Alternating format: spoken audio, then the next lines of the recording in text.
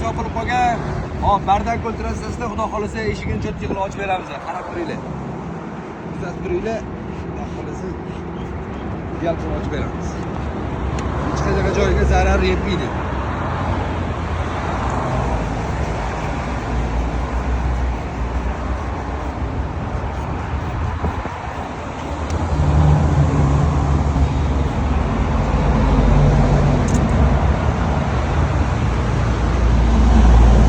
Zor oldu.